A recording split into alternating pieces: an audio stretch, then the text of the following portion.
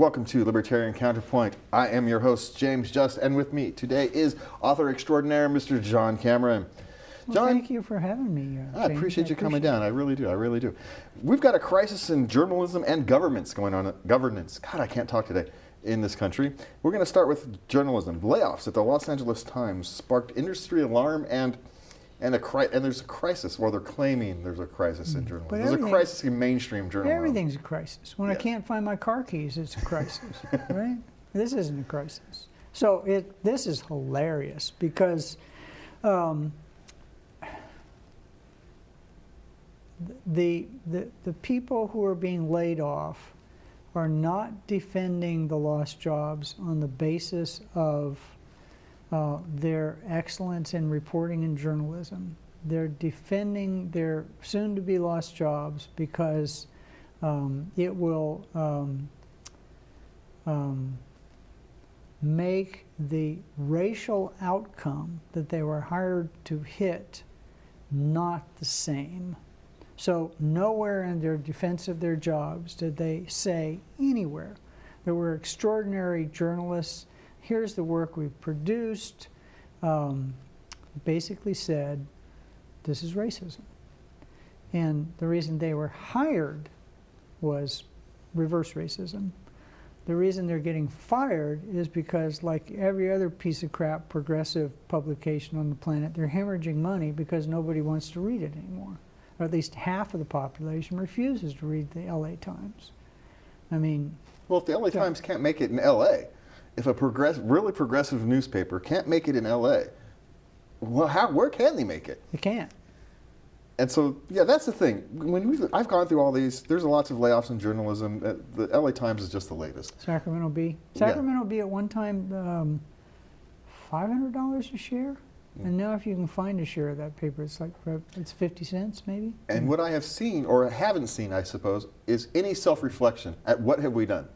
None of these journalists are looking in the mirror and going, what have we done to drive our customers away?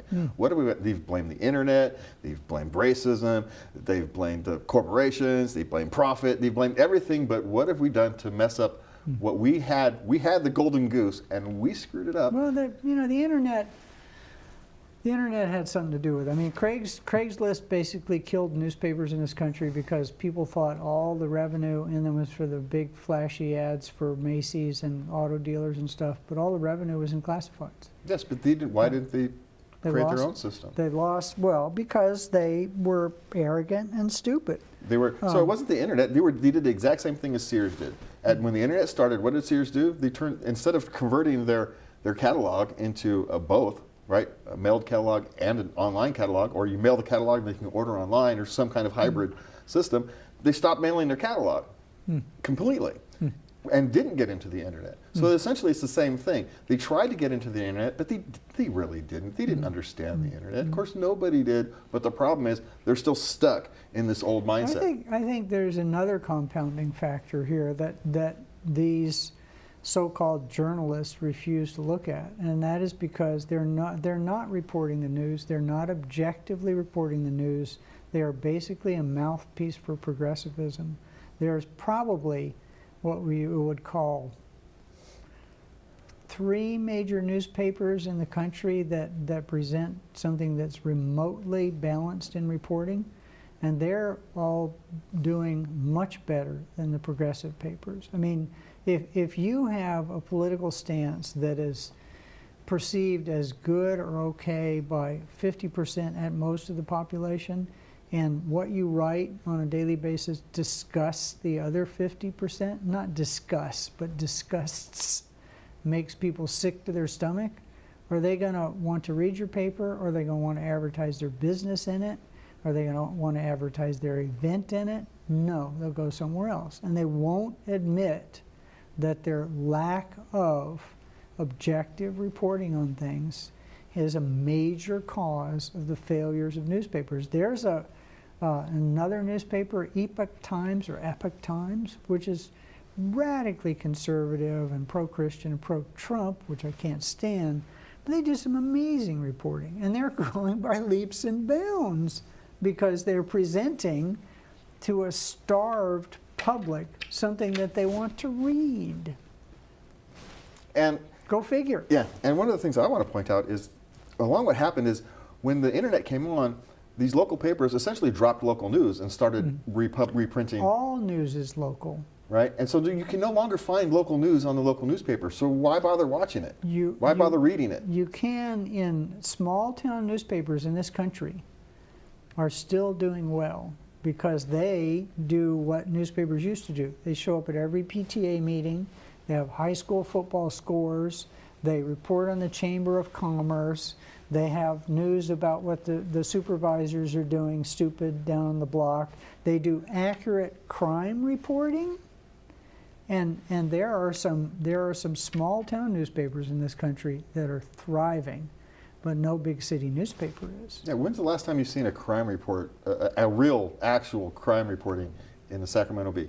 They may kind of rehash the police's press release. Well, and even when they rehash that, they label there going to be open gang warfare going on outside of a concert in downtown Sacramento. But what does the headline say? Mass shooting in Sacramento. Not a mass shooting. It's a bunch of gangbangers shooting each other. But you know, if you spin everything in one direction, eventually people aren't going to believe a word you print, and they're not going to read your paper. Yeah. Yeah. Yeah. So we're going to move on. Union membership. I have an opinion about that. Union membership is dropping around the country, but one of the surprising things is it's dropping in some places like New York, which is really strange because as union membership is dropping, we have a president who is actually imposing union type rules on freelancers and gig workers. And so it's not surprising to me that unions are becoming less and less valuable to the actual workers because they're doing less and less while taking more and more. Because if you have transferred a lot of your work safety and your work regulations, your pay has been kind of shifted over to the government. It's now done through regulations. What the heck do you need a union for? Unless you have some unique job where you have to get a union contract so you can work around those regulation rules. Because that's the only way you can work around some of these rules, right? Is to sign a union contract. So if you have, like, if you're an oil rig worker, you're working 12-hour shifts, 7 days straight, 2 weeks straight. And then you go off for 2 weeks. You can't do that under normal standard labor rules. No. You have to sign a union contract to do that. Well, and then what's really upsetting about this is Franklin Delano Roosevelt said that allowing government workers to unionize was crazy, stupid. Yeah. And this is the great socialist, the guy that ran on limiting government and balancing the budget and all the rest of that stuff. And when he went into power, immediately went to socialism. And he said, so the only places where there are unions now are either in actual government entities or government monopolies or NGOs that are paid for by the government. So the healthcare industry, heavily unionized, was basically a government monopoly. City, state, local, federal, all unionized. And unions are at best there breaking even. And even when the Janus decision came down and said that you don't have to belong to a union, state of California immediately wrote a law where pretty much if you want to get out of the union, you can't talk to your HR department, you have to talk to the union rep. So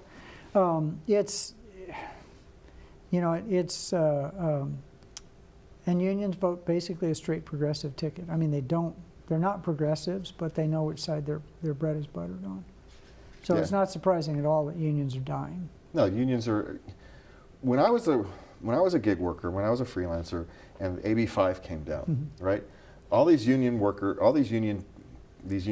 union types, they were saying, well, we're in it for you, but how come none of you talked to them? I ran for office representing gig workers, and none of these unions came and said, hey, we want to talk to you about your problems. Yeah. They had a predetermined solution that they wanted to impose on people who didn't want that solution.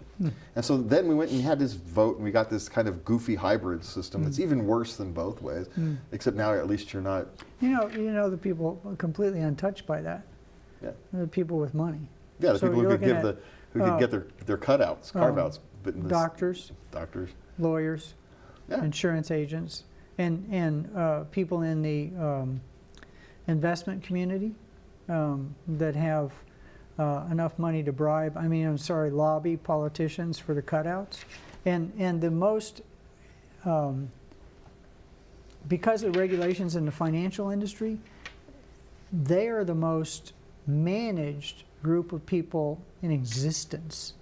Yet somehow they can be gig workers, whereas somebody who drives for Uber, Drives for Uber 1 hour, drives for Lyft the next hour, works for Amazon for a couple hours.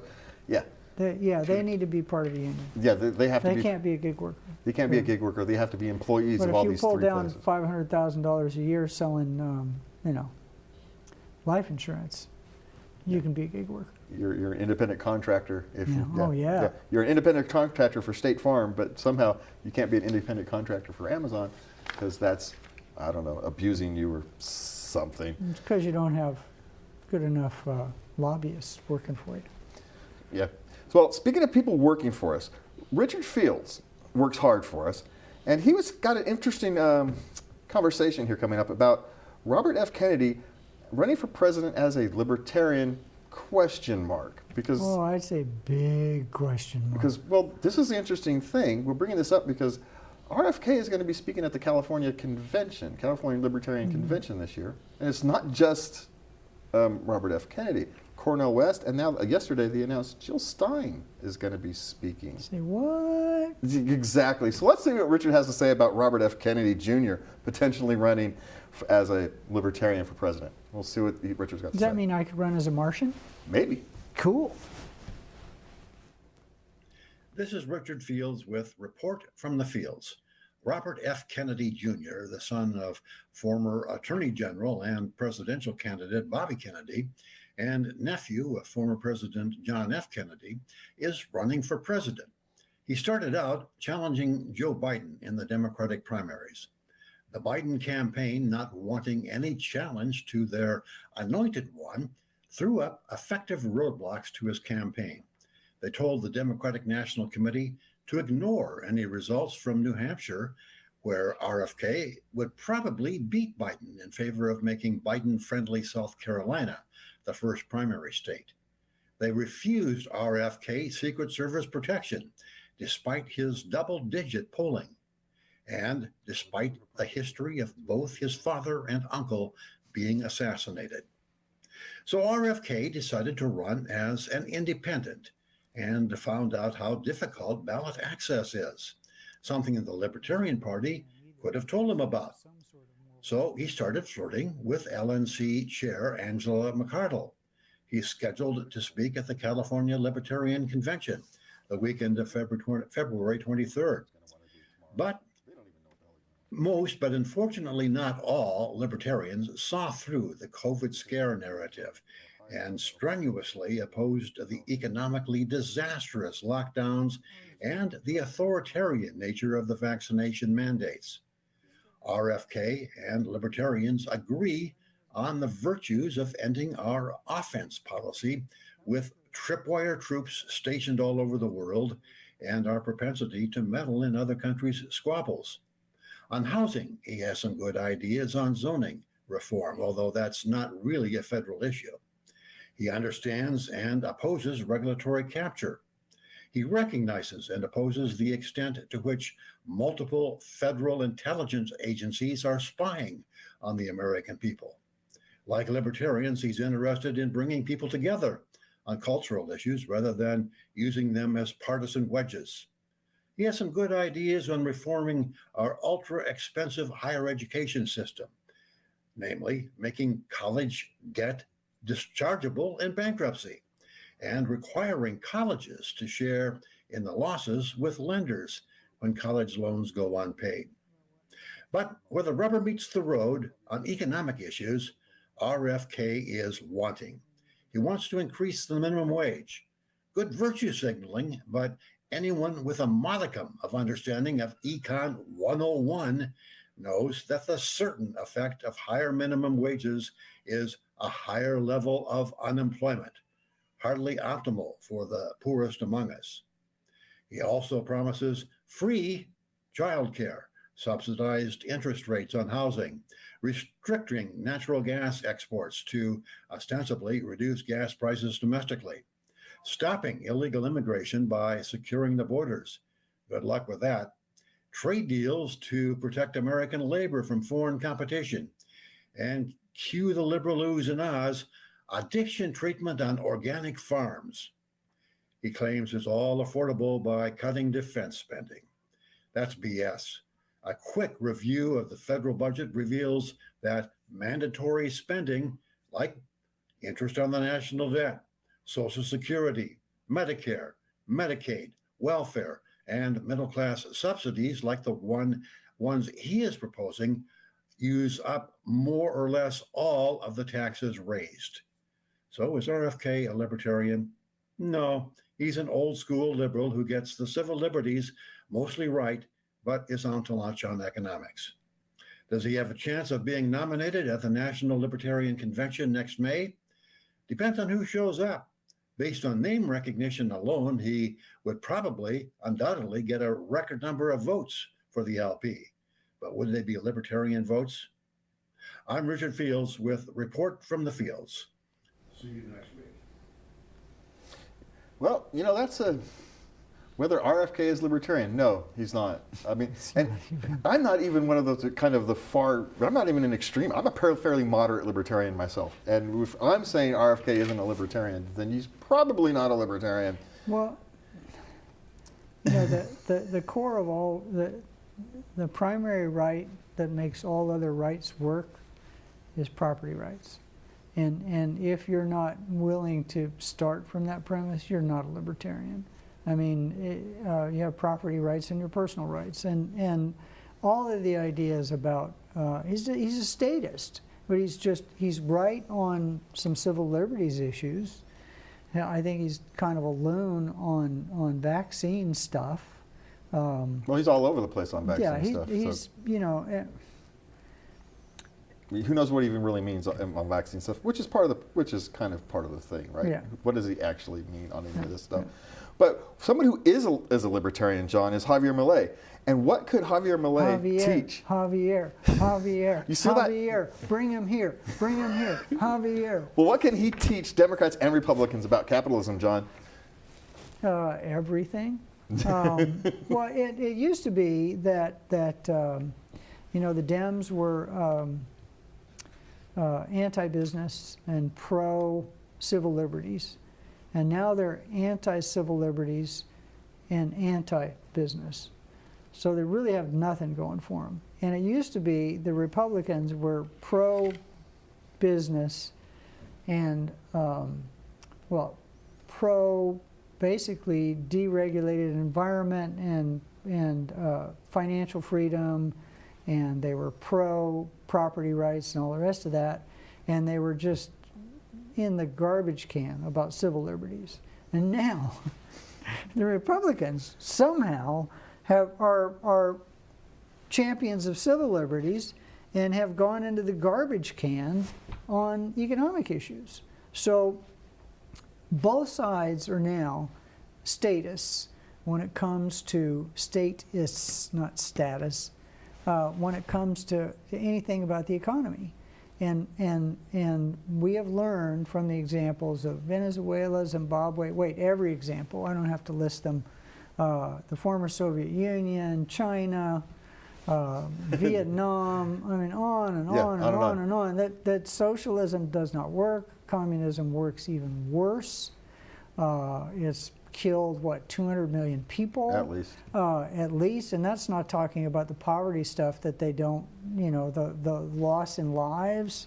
The average lifespan in the Soviet Union compared to Europe was like about 15 years less. I mean, it could go on and on and on and on, and I have on this show, yes. But I don't need to. No, basically he's saying that any of the statists get in the way of capitalism, and capitalism is what has raised people from poverty over 200 years until we started screwing with it in the early 1900s.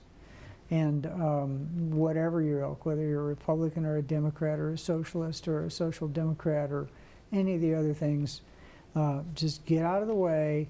Let those people, the capitalists that you think are the evil scum of the earth that have actually lifted 90% of the world out of the worst kind of poverty, go. Let them be the billionaires and trillionaires. A rising tide lifts all ships. And that's what capitalism does. What Javier Milei should teach the rest of us is that you can sell freedom. It can be sold. Yeah. Now that's actually, I could have shut up and just let you say that, and it would have been a much better segment. well, you brought up that governments had become, the left had lost their moral authority on civil liberties. Civil liberties.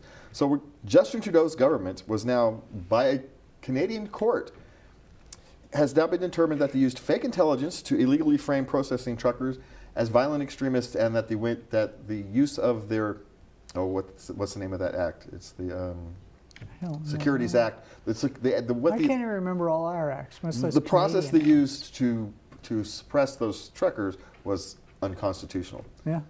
So everything. It's even worse, though. Yeah. It's even worse than that. Yeah. Everything they did to suppress those trucker movements was wrong.